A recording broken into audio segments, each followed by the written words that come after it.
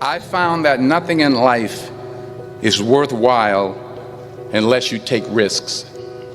Nothing.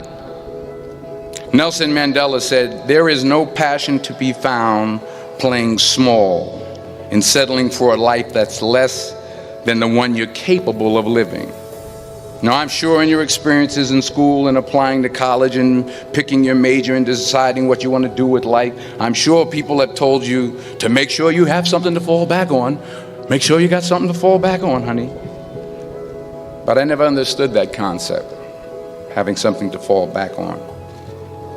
If I'm going to fall, I don't want to fall back on anything except my faith. I want to fall forward. I figure at least this way I'll see what I'm going to hit.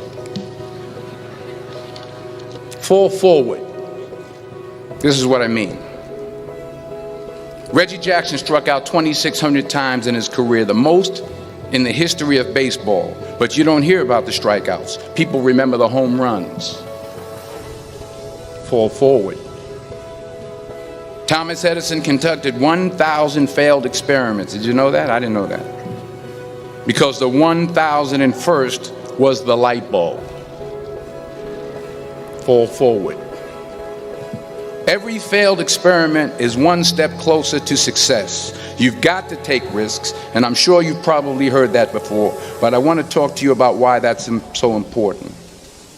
I got 3 reasons, and then you can pick up your iPhones.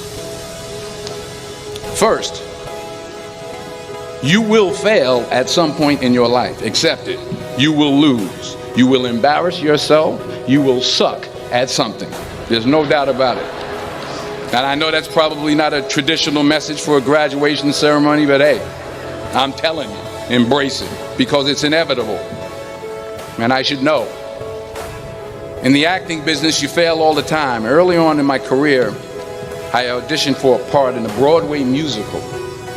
Perfect role for me, I thought, except for the fact that I can't sing. I didn't get the job. But here's the thing. I didn't quit. I didn't fall back. I walked out of there to prepare for the next audition, and the next audition, and the next audition. I prayed. I prayed, and I prayed. But I continued to fail, and fail, and fail. But it didn't matter, because you know what?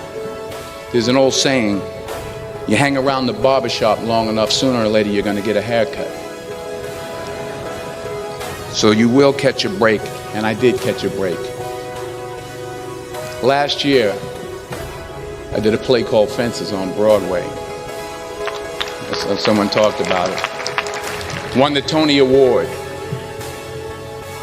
And I didn't have to sing, by the way. But here's the kicker. It was at the Court Theater. It was at the same theater that I failed that first audition 30 years prior.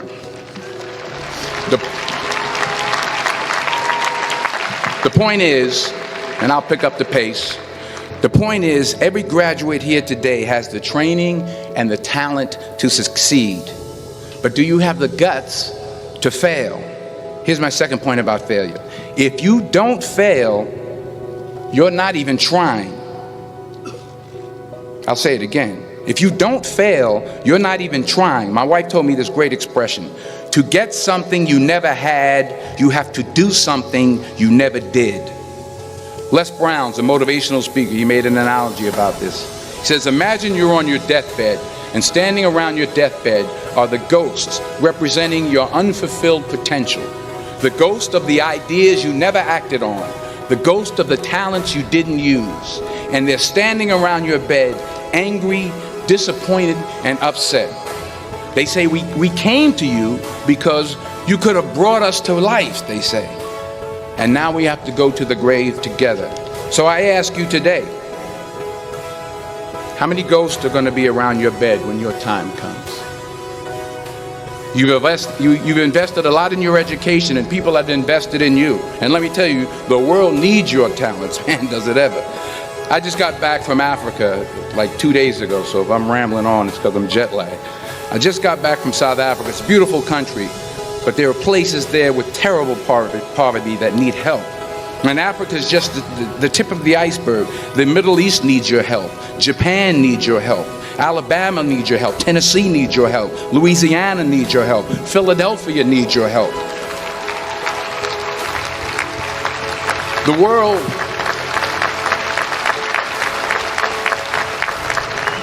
world needs a lot, and we need it from you. We really do. We need it from you young people. I mean, I'm not speaking for the rest of us up here, but I know I'm getting a little grayer. We need it from you, the young people, because remember this. So you got to get out there. You got to give it everything you got, whether it's your time, your talent, your prayers, or your treasures. What are you going to do with what you have? I'm not talking about how much you have.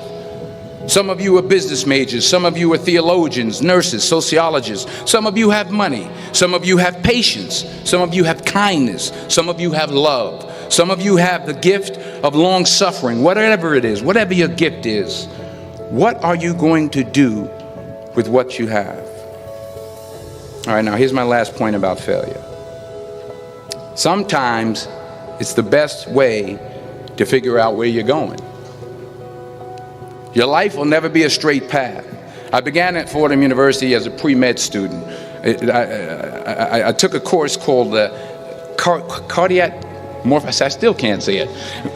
Cardiac morphogenesis. I couldn't read it. I couldn't say it. I sure couldn't pass it. So then I decided to go into pre-law, then journalism. And with no academic focus, my grades took off in their own direction. Yeah, down.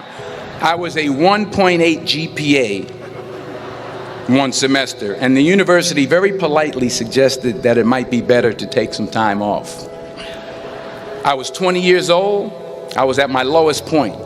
And then one day, and I remember the exact day, March 27th, 1975, I was helping my mother in her beauty shop. My mother owned a beauty shop up in Mount Vernon. And there was this older woman who was considered one of the elders in the town. And I didn't know her personally, but I was looking in the mirror, and every time I looked at the mirror, I could see her behind me, and she was staring at me. She just kept looking at me. Every time I looked at her, she kept giving me these strange looks. So she finally took the dryer off her head and she said something I'll never forget. First of all, she said, "Somebody give me a piece of paper. Give me a piece of paper." She said, "Young boy, I have a prophecy, a spiritual prophecy." She said, "You are going to travel the world and speak to millions of people." And in the years that followed, just as that woman prophesied, I have traveled the world and I have spoken to millions of people through my movies. Millions who up till this day couldn't see me, who up till this day I couldn't see while I was talking to them, and they couldn't see me. They could only see the movie. They couldn't see the real me. But I see you today, and I'm encouraged by what I see, and I'm strengthened by what I see. Because taking risk is not just about going for a job. It's also about knowing what you know and what you don't know. It's about being open to people and to ideas. The chances you take, the people you meet, the people you love, the faith that you have, that's what's going to define you. Never be discouraged. Never hold back. Give everything you got. And when you fall throughout life, and remember this, fall forward.